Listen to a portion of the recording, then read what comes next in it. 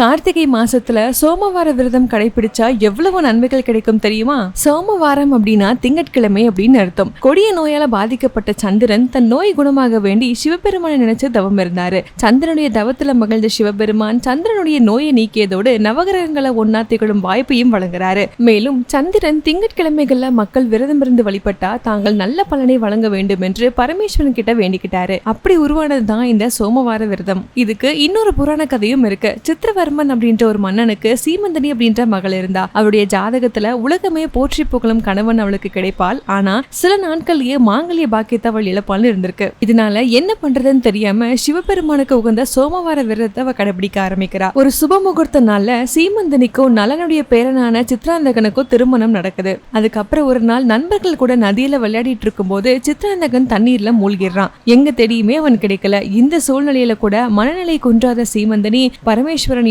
பார்வதியும் மனசார பிரார்த்தனை பண்ணி சோமவார விரதத்தை கடைபிடிக்கிறா. அவருடைய விரதத்திற்கான பலனா சித்ராந்தகன் திரும்பி வந்துடுறாரு. அதனாலதான் திங்கட்கிழமை நாட்கள்ல சிவபார்வதியை விரதம் இருந்து வழிபட்டா மாங்கல்ய பலம் பெருகும். மேலும் கலத்திர தோஷம் மாங்கல்ய தோஷம் இருக்கவங்க இந்த விரதத்தை கடைபிடிக்கிறது ரொம்ப சிறப்பா இருக்கும். சோமவார விரதத்தை கார்த்திகை மாசத்துல வரக்கூடிய முதல் திங்கட்கிழமைகளை தொடங்கி ஆண்டு முழுவதும் வரக்கூடிய திங்கட்கிழமைகளை கடைபிடிக்கிறது சிறப்பா இருக்கும். முடியாதவங்க கார்த்திகை மாசத்துல வர திங்கட்கிழமைகளை மட்டுமாவது கடைபிடிக்கலாம்.